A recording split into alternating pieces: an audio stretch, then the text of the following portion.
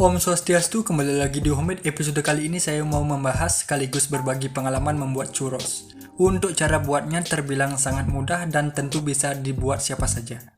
Bahan-bahan yang digunakan juga tidak terlalu banyak, namun untuk sausnya sendiri itu opsional, bisa dibuat untuk peneman atau tidak, itu kembali lagi ke masing-masing selera dan budget.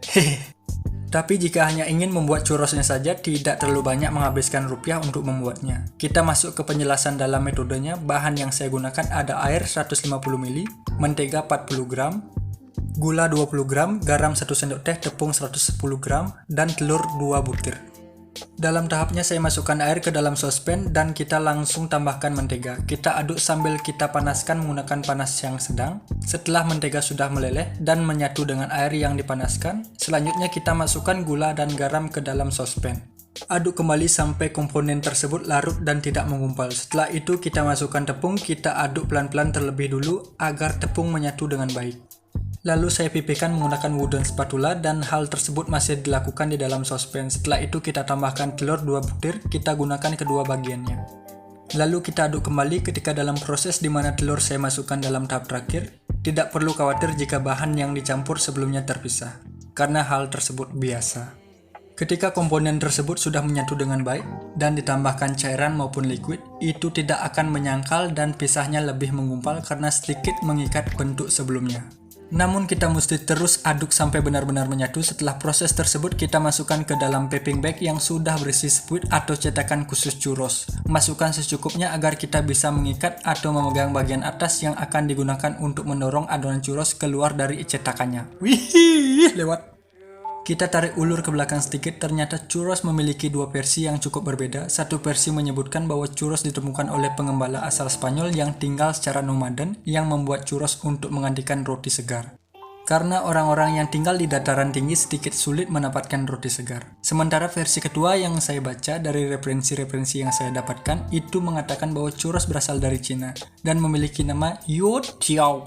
Ya, kalau benar youtiao, kurang tahu lah. Youtiao, namun dengan cita rasa yang asin dan dikenal oleh kita sebagai cakwe. Sedikit dari apa yang saya bagikan dari sumber-sumber informasi yang saya dapat mungkin tidak sepenuhnya membantu, melainkan kita cukup tahu bagaimana kenikmatan itu muncul dari tangan-tangan sejarah dulu.